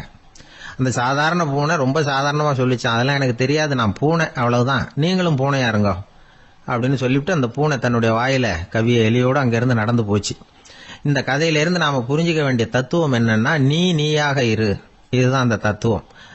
நம்ம ஒவ்வொருத்தருக்கு உள்ளேயும் ஒரு தனித்தன்மை இருக்கு. இதை அவங்கவுங்க புரிஞ்சுக்கிட்டு உண்மை இயல்பு புரிஞ்சுக்கணும். நம்முடைய இயல்பு என்னங்கிறது நமக்கு தெரியணும். அதை கண்டுபிடிக்கிறது தான் உண்மையான கலை. ஒரு பெரிய மனுஷன் வாயை அகலமாக திறந்து வச்சுட்டு தூங்கிட்டு இருந்தான். உடனே ஒரு எலி உள்ளே பூந்துட்டு தான். வீட்டு வேலையாள் டாக்டருக்கு ஃபோன் பண்ணான், எங்கள் முதலாளி வாய்க்குள்ளே ஒரு எலி பூந்துட்டுது டாக்டர் அப்படின்னா. நான் உடனே புறப்பட்டு வரேன், அதுக்கு முன்னாடி நீ ஒரு ரொட்டி துண்டை எடுத்து ஒரு வாய்க்கு முன்னாடி காட்டு, உள்ளே போன எலி வெளியில் வந்துடும்னார் டாக்டர். சரின்னு சொல்லிவிட்டான். கொஞ்ச நேரத்தில் டாக்டர் அங்கே போய் சேர்ந்தார். அப்போ வேலைக்காரன் ஒரு பெரிய மீனை அவர் வாய்க்கு நேராக இப்படியும் இப்படியும் ஆட்டிக்கிட்டு இருந்தான். நான் ரொட்டி துண்டை தானே காட்ட சொன்னேன்னார் டாக்டர். அவன் சொன்னான், எலியை வெளியில் கொண்டுட்டு வர்றதுக்கு ரொட்டி துண்டை காட்ட சொன்னீங்க டாக்டர், அதுக்கப்புறம் அந்த எலியை துரத்திக்கிட்டு ஒரு பூனை உள்ளே போயிருக்கு, அதுக்காகத்தான் இந்த மீனை காட்டிகிட்டு இருக்கேன் நானா. இது எதுக்குன்னா இப்படி வேடிக்கையாக சொல்கிறது, பூனை பூனையாக இருக்க வேண்டும், எலி எலியாக இருக்க வேண்டும், மனுஷன் மனுஷனாக இருக்க வேண்டும் அப்படிங்கிறத புரிஞ்சுக்கிறது. நாமாக இருக்கிற வரை வெற்றி நிச்சயம். ஒரு நண்பர் ஆனந்தமாக சிகரெட் பிடிச்சிக்கிட்டு இருந்தார். இந்த பழக்கத்தை விட்டுடுங்களேன் அப்படின்னு சொல்லி பார்த்தோம். விட்டுடலாம்னு தான் பாக்குறேன், ஆனா முடியலையேன்னார். மனசு வச்சா எல்லாம் முடியும் அப்படின்னோம். அவர் கொஞ்ச நேரம் யோசனை பண்ணார். அப்புறம் சொன்னார், சரி சார், இதுதான் நான் பிடிக்கிற கடைசி சிகரெட் அப்படின்னு சொல்லி ரொம்ப அழுத்தமா புகையை உள்ளுக்கு இழுத்தார். அதுக்கப்புறம் அந்த துண்டு சிகரெட்டை வீசி எறிஞ்சுட்டார். ஒருத்தர் இது மாதிரி தீர்மானம் பண்ணி தன்னுடைய கடைசி சிகரெட்டை தூக்கி எறிஞ்சுட்டாருன்னா அது ஒரு பெரிய விஷயம்தான். அதுக்கு பிறகு அவர் உடம்புல படிப்படியா என்னென்ன மாற்றங்கள் நடக்கும் அப்படிங்கறத பத்தி ஒரு விவர பட்டியலே வெளியிட்டு இருக்கிறாங்க. அது என்ன விவரம் தெரியுமா? ஒருத்தர் புகைப்பிடிக்கிற பழக்கத்தை நிறுத்துறாருன்னு வச்சுங்க. அப்படி அவர் நிறுத்தின 20 நிமிடங்களுக்குள்ள உயர் ரத்த அழுத்தம், உடல் வெப்பம், நாடி துடிப்பு இதெல்லாம் சரியான நிலைமைக்கு வந்துருதான். 8 மணி நேரத்துக்குள்ள இந்த ஸ்மோக்கர்ஸ் பிரீத் அப்படிங்கிற தன்மை மறைஞ்சிருதான். ரத்தத்துல உள்ள கார்பன் மோனாக்சைடு அளவு குறையுதான். ஆக்சிஜன் அளவு கூடுதான். சரியான அளவுக்கு வந்துருதான். ஒருத்தர் கடைசி சிகரெட்டை தூக்கி எறிஞ்சுட்டாருன்னா 24 மணி நேரத்துக்குள்ள மாரடைப்பு ஏற்படுறதுக்கான வாய்ப்பு குறைஞ்சுடுதான். 48 மணி நேரத்துக்குள்ள உணர்வு நரம்புகளின் முனைப்பகுதிகள் மறுபடியும் ஒன்னு சேர்ந்துருதான். அதனால நாக்கு சுவை உணர்வு, மூக்கின் முகரும் சக்தி இதெல்லாம் மேம்படுதான். நல்ல நிலைமைக்கு வந்துருதான். சிகரெட்டை நிறுத்தின 3 நாளுக்குள்ள மூச்சு விடுறது சுலபமாயிடுதான். இப்படி அவங்க பட்டியல் நிறைய சொல்றாங்க. 2 அல்லது 3 மாசத்துக்குள்ள என்ன ஆகும் தெரியுமா? ரத்த ஓட்டம் மேம்படுது, நடக்கிறது சுலபமாயிடுது. நுரையீரல் கொள்ளளவு 30% அதிகரிக்குது. 1 to 9 மாசத்துக்குள்ள சுவாச குறைபாடுகள் நீங்குது. நுரையீரல்ல இருக்கக்கூடிய இந்த அசுத்தம் வடிகட்டும் திசுக்கள் சரியா வேலை செய்ய ஆரம்பிச்சிருது. 1 வருஷத்துக்குள்ள இந்த இதய அழுத்த நோய்க்கான வாய்ப்பு பாதியா குறைஞ்சிருது. இந்த சிகரெட்டை நிறுத்தின 5 வருஷத்துக்குள்ள ஒரு நாளைக்கு 1 பாக்கெட் சிகரெட் பிடிக்கிறவர்கள்ல நுரையீரல் புற்றுநோயினால சாகிறவர்கள் எண்ணிக்கை பாதியா குறைஞ்சிருது. புற்றுநோய் செல்கள் சீரமைக்கப்படுது. ஆக ஒருத்தர் புகைக்கிறத விட்டுணும்னு தீர்மானம் பண்ணி தன் கையில இருக்கிற சிகரெட்டை இதுதான் கடைசின்னு சொல்லி தூக்கி எறிஞ்சுட்டா அதுக்கப்புறம் படிப்படியா இவ்வளவு நன்மைகளும் மாற்றங்களும் ஏற்படுறதாக இந்த அமெரிக்கன் கேன்சர் சொசைட்டி தெரிவிச்சிருக்குது. அதனால புகைப்பழக்கம் உள்ளவங்க இதெல்லாம் கொஞ்சம் யோசிச்சு பார்த்து அந்த பழக்கத்தை விட்டு விடுறது ரொம்ப நல்லது. ஆனா அதையெல்லாம் நாம சொன்னா யாரு கேட்கறாங்க? என்னுடைய நண்பர் ஒருத்தர் புகைப்பழக்கம் உள்ளவர். அவர் என்கிட்ட சொன்னார், சார், சிகரெட் பிடிக்கிற பழக்கத்தை விட்டு விடுறது என்னை பொறுத்த வரைக்கும் ஒன்றும் பெரிய கஷ்டமான செயல் இல்லை, அது ரொம்ப சுலபம் அப்படின்னார். எப்படி சொல்றீங்கன்னு கேட்டேன். நான் ஏற்கனவே 20 தடவை அந்த பழக்கத்தை விட்டுருக்கேன் சார் அப்படின்னா. ஊர்ல ஒரு சிற்பி இருந்தார். சிற்பின்னா அவர் ரொம்ப திறமையுள்ளவர். அதாவது எங்கேயாவது ஒரு கல்லு கிடந்தா போதும், அதை அப்படியே எடுத்துட்டு வருவார். கொஞ்ச நாள் கழிச்சு அவர் இடத்துக்கு போய் பார்த்தா அழகா ஒரு சிற்பம் உட்காந்துருக்கும். இந்த கல்லா கிடந்தது சிற்பமா மாறி இருக்கும். அந்த அளவுக்கு பண்ணிவிடுவார். அப்பேற்பட்ட சிற்பி. எப்படிங்க அவ்வளவு மோசமான ஒரு கல்லுல இருந்து இவ்வளவு அழகா ஒரு சிற்பத்தை உங்களால வடிக்க முடிஞ்சது அப்படின்னு கேட்டா, அது ஒன்றும் பெரிய விஷயம் இல்லைங்க. இந்த சிற்பம் ஏற்கனவே அந்த கல்லுக்குள்ள இருந்தது. இதை சுத்தி இருக்கிற வேண்டாத பகுதிகளை எல்லாம் உளியால கொத்தி எடுத்துவிட்டேன், அவ்வளவுதான் என் வேலை. உடனே உள்ள இருந்தது வெளியில வந்துட்டுது அப்படிம்பார். அந்த அளவுக்கு திறமைசாலி. ஒரு சின்ன பாறை இல்லைன்னா கருங்கல்ல பார்த்துட்டாருன்னா போறோம், விடமாட்டார். அந்த கல்லோட அமைப்பை கவனிச்சு பார்த்துட்டு இதுக்குள்ள ஒரு வீரன் ஒளிஞ்சிருக்காம்பார். அவர் கண்ணுக்கு அதுக்கு தெரியும். இந்த கல்லுக்குள்ள ஒரு துறவி உட்கார்ந்துருக்காரும்பார். நமக்கெல்லாம் வெறும் கல்லாதான் தெரியும். இந்த கல்லுக்குள்ள ஒரு நடன மங்கை நடனம் ஆடிக்கிட்டு இருக்கா அப்படிம்பார். உடனே அந்த கல்லை கொண்டுகிட்டு வருவார். அவர் சொன்னது மாதிரியே உள்ள இருக்கிற அவங்களையெல்லாம் வெளியில கொண்டுட்டு வந்துருவார். அதாவது வேண்டாத பகுதிகளெல்லாம் கொத்தி எடுத்துருவார். அவர் மொழியில சொல்ல போனா, இந்த சிற்பிக்கு ரொம்ப நாளா மனசுக்குள்ள ஒரு ஆசை. அதாவது உண்மை, தூய்மை, இதுக்கு உதாரணமா இருக்கக்கூடிய புத்தர் சிலைய வடிக்கணும் அப்படிங்கிறது அவரோட ஆசை. ஆனா அந்த ஆசை நிறைவேறாமலே இருந்துகிட்டு வந்தது. அதுக்கு என்ன காரணம்னா, அதுக்கு தகுந்த மாதிரி ஒரு கல்லு கிடைக்கல. கல்லு கிடைச்சா அதை செஞ்சிருவாரு. ரொம்ப காலமா அங்கங்க தேடி அலைஞ்சார். இந்த புத்தர் சிலை வடிக்கிறதுக்கு பொருத்தமா ஒரு கல்லு கிடைக்குமா அப்படின்னு சொல்லி கண்ணுல படுற கல்லையெல்லாம் உத்து உத்து பார்ப்பார். உள்ள புத்தர் இருக்காரான்னு கவனிப்பார். இருக்கிற மாதிரி எதுவும் தெரியல அவர் கண்ணுக்கு. சரி, இதுக்கு என்ன செய்யலாம்னு யோசனை பண்ணார். நேரா ஒரு புத்த மடாலயத்துக்கு போனார்.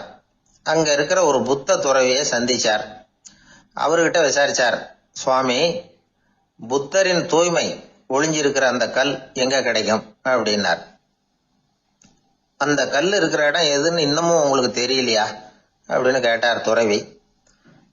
இல்லைங்க, அதுக்காகத்தான் அலைஞ்சிக்கிட்டு இருக்கிறேன் அப்படின்னாரு இவரு. சரி, கவலைப்படாதீங்க, என் கூட வாங்க காட்டுறேன் அப்படின்னு அழைச்சிட்டு போனார். எங்க போனார்னா அந்த மடாலயத்தின் பின்பக்கம் போனாங்க. 2 பேரும் போனாங்க.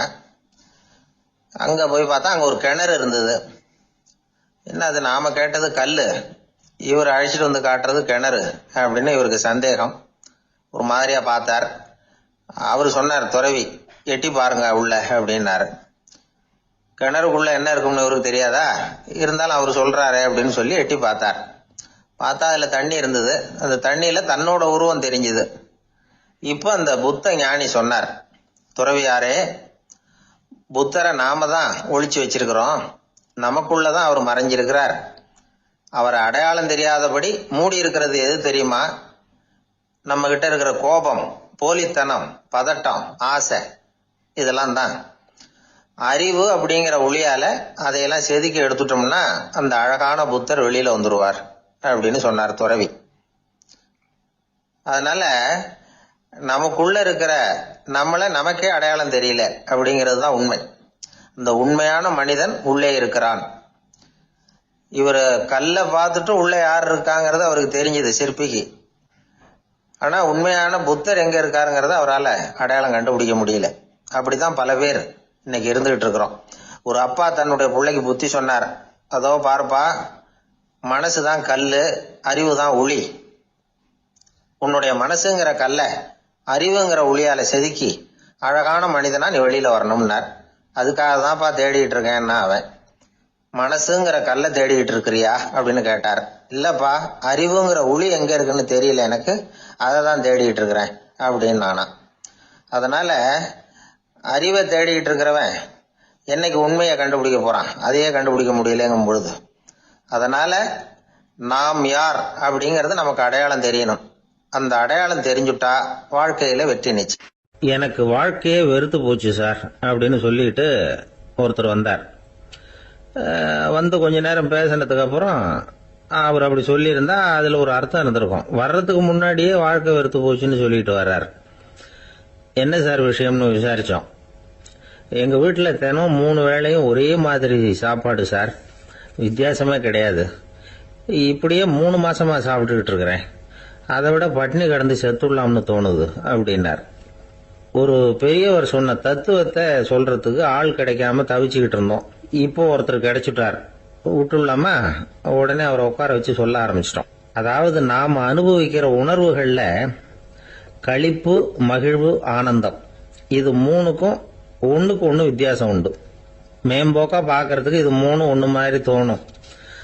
ஆனா அது அப்படி இல்லை. களிப்புங்கிறது உடம்ப பொறுத்தது, மகிழ்வுங்கிறது மனசை பொறுத்தது, ஆனந்தம்ங்கிறது ஆன்மாவை பொறுத்தது.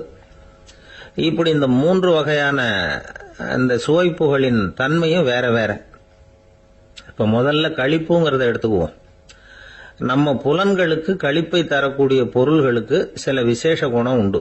அது எப்படின்னா, சீக்கிரமே சலிப்பை உண்டு பண்ணும். ஒருத்தர் அந்த பொருளை எடுத்துக்கிட்டா அது இன்னொருத்தருக்கு குறைஞ்சிரும்.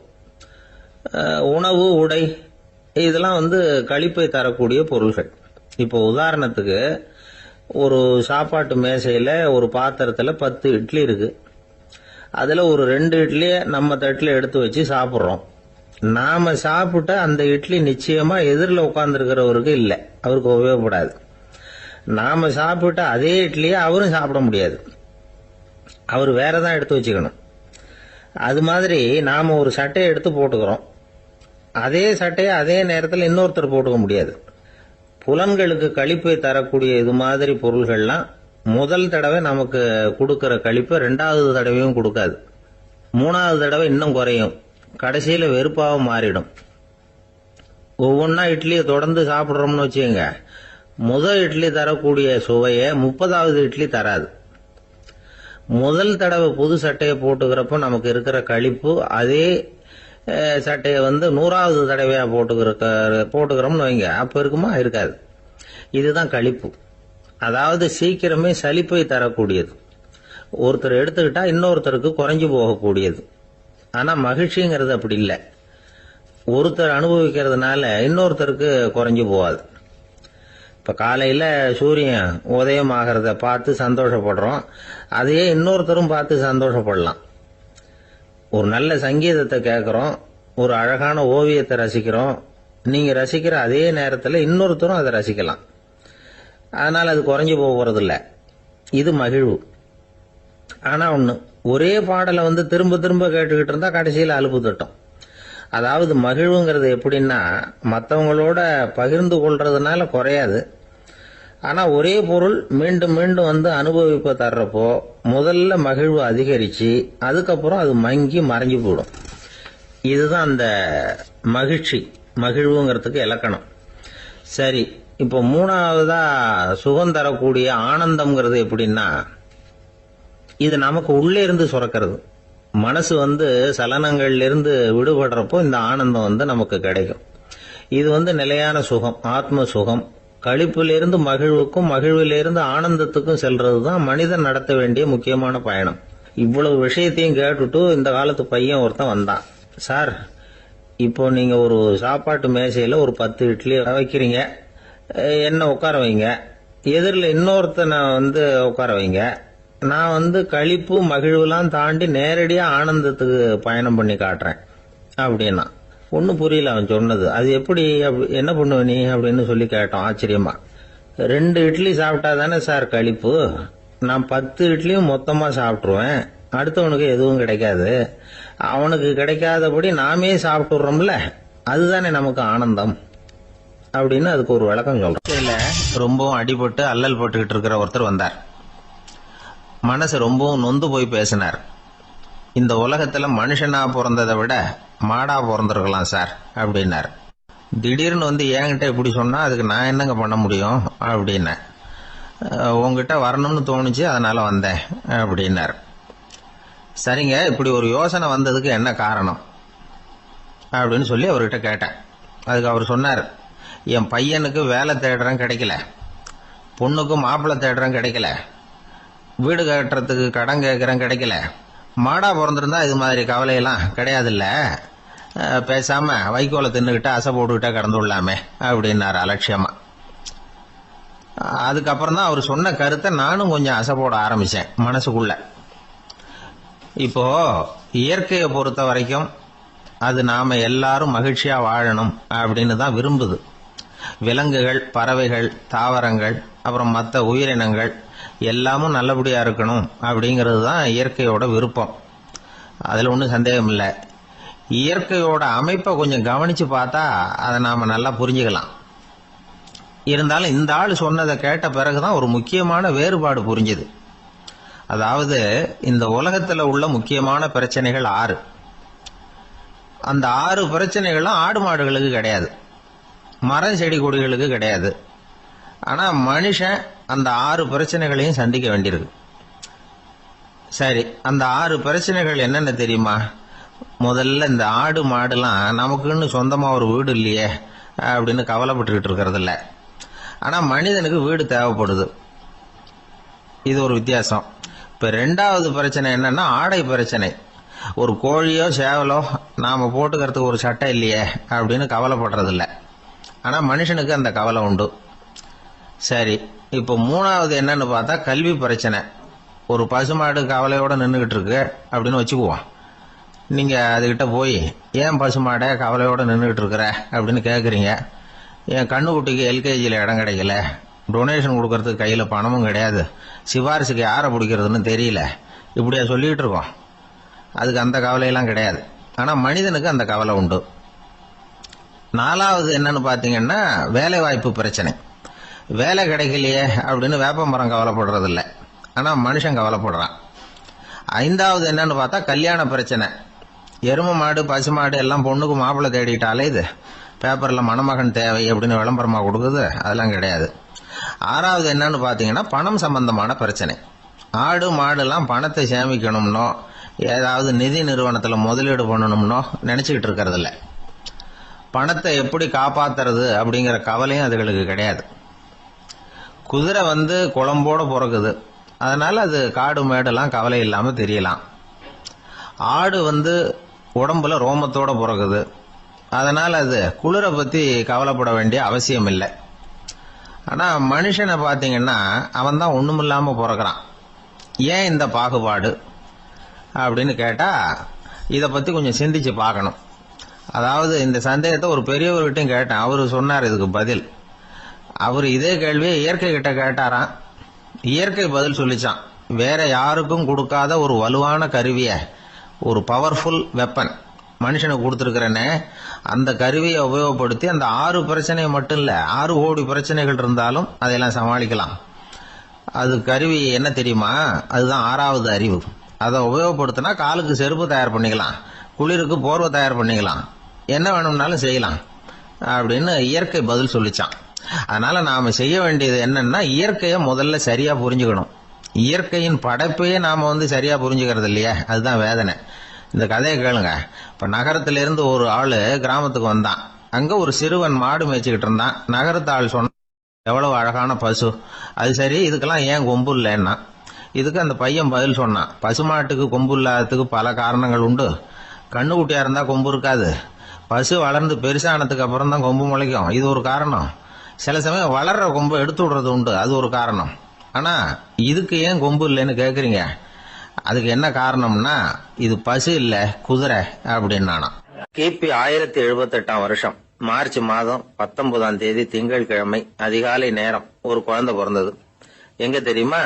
காஸ்பியன் கடலுக்கு தெற்கே பாரசீக மொழி வழங்கிய தபரிஸ்தான் மாநிலத்துல ஜீலான்கிற புனித நகர், அதோட புறநகர் பகுதியில உள்ள நீப்புங்கிற ஊர்ல தான் அந்த குழந்தை பிறந்தது. அந்த இடம் இப்போ ரஷ்யாவில் இருக்கு. அந்த குழந்தை யாருன்னு நினைக்கிறீங்க? அதுதான் முஹித்தீன் பெருமான், ஆன்மீக சாதனைகள் புரிந்த மகான் முஹித்தீன் ஆண்டகை.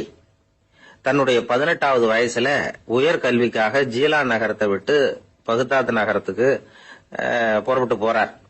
இளம் பிராயம் தானே, அதனால துணைக்கு ஒரு வர்த்தக கூட்டத்தோட சேர்ந்து போயிட்டு இருக்கிறார். ரொம்ப தூரம் போகணும். ஒவ்வொரு இடமா தங்கி தங்கி போயிட்டு இருக்கிறாங்க. ஒரு இடத்துல ஒரு கொள்ளை கூட்டம் பயங்கரமான ஆயுதங்களோட அவங்கள வழிமறிச்சுட்டுது. அந்த வர்த்தக கூட்டம் வச்சிருந்த பொருள்களை எல்லாம் அவங்க பறிச்சு விடுறாங்க.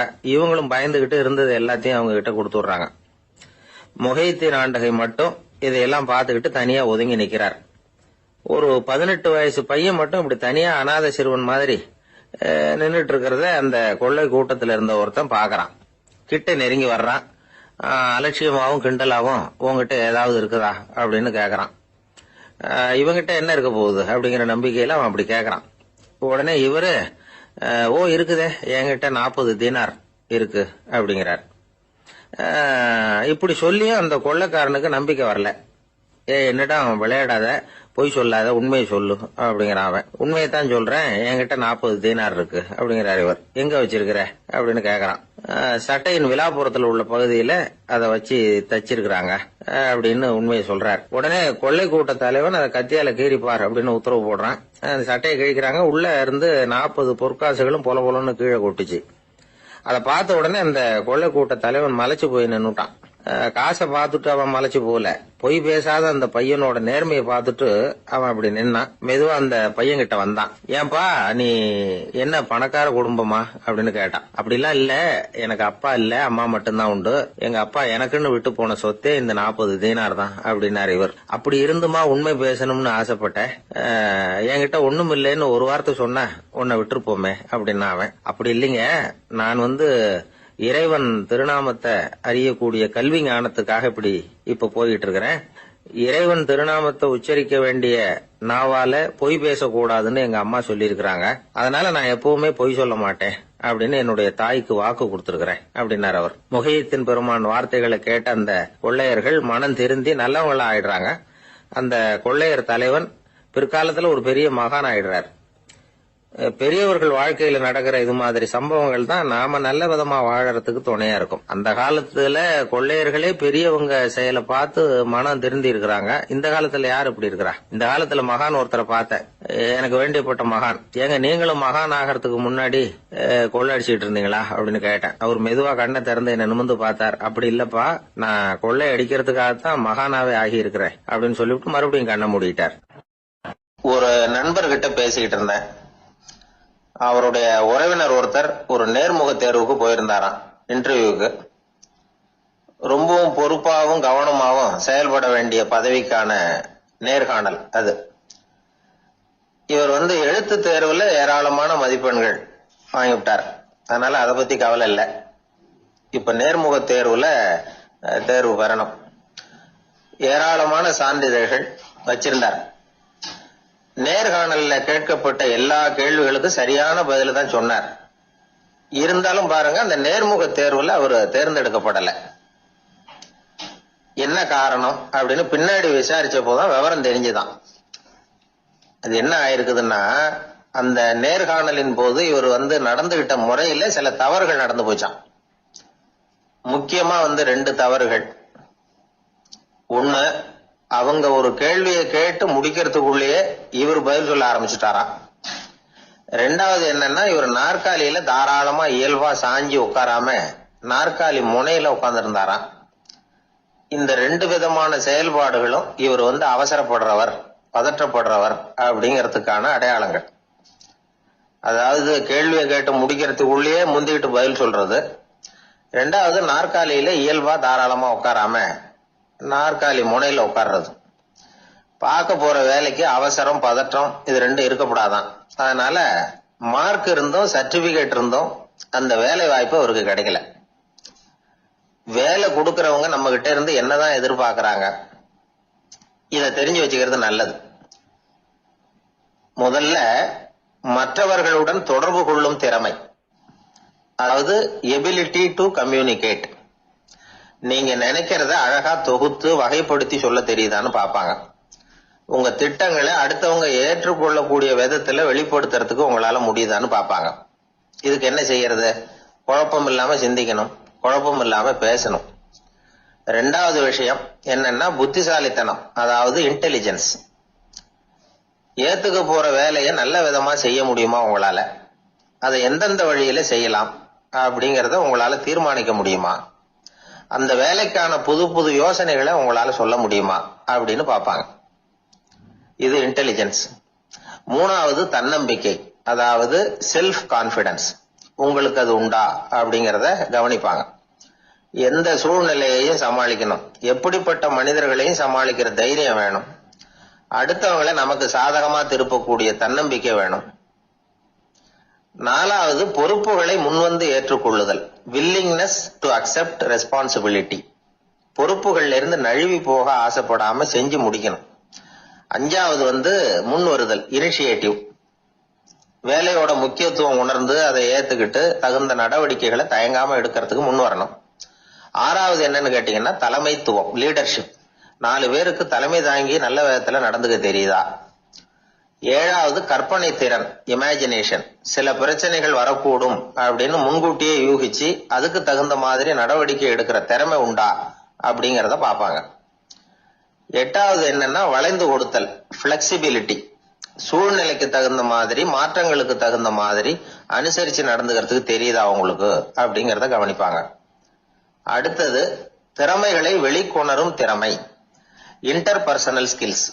அடுத்தவங்க கிட்ட இருக்கிற திறமையை கண்டுபிடிச்சு அதை நல்ல விதத்துல ஊக்கப்படுத்தி பயன்படுத்த தெரியுதா அப்படின்னு பாப்பாங்க. ஆறாவது சுய அறிவு, செல்ஃப் நாலேஜ்.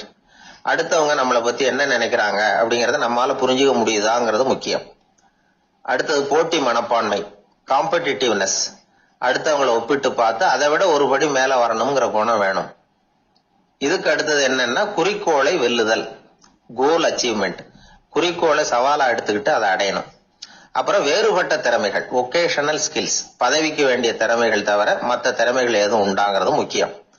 நமக்கு வேலை கொடுக்கணும்னு நினைக்கிறவங்க நம்ம கிட்ட இருந்து இவ்வளவும் எதிர்பார்ப்பாங்க. அதுக்கு தகுந்த மாதிரி நம்மளை நாமே தயார்படுத்திக்கணும். எனக்கு வேண்டப்பட்ட ஒருத்தர் ஒரு இன்டர்வியூக்கு போயிட்டு வந்தார், நேர்காணலுக்கு. எப்படி இருந்தது இன்டர்வியூன்னு விசாரிச்சேன். நான் போனேன், அவர் கேட்ட எல்லா கேள்விக்கும் அவர் எதிர்பார்த்தது மாதிரி எல்லா பதிலையும் சொன்னேன். கடைசியா நான் எதிர்பார்க்காத ஒரு தகவலை அவர் சொன்னார் அப்படின்னாரு. என்னன்னு கேட்டேன். அவரும் என்ன மாதிரியே இன்டர்வியூக்கு வந்தவர் தானா, சும்மா என்ன கேள்வி கேட்டுக்கிட்டு உட்காந்துருந்தாராம் அப்படின்னார்.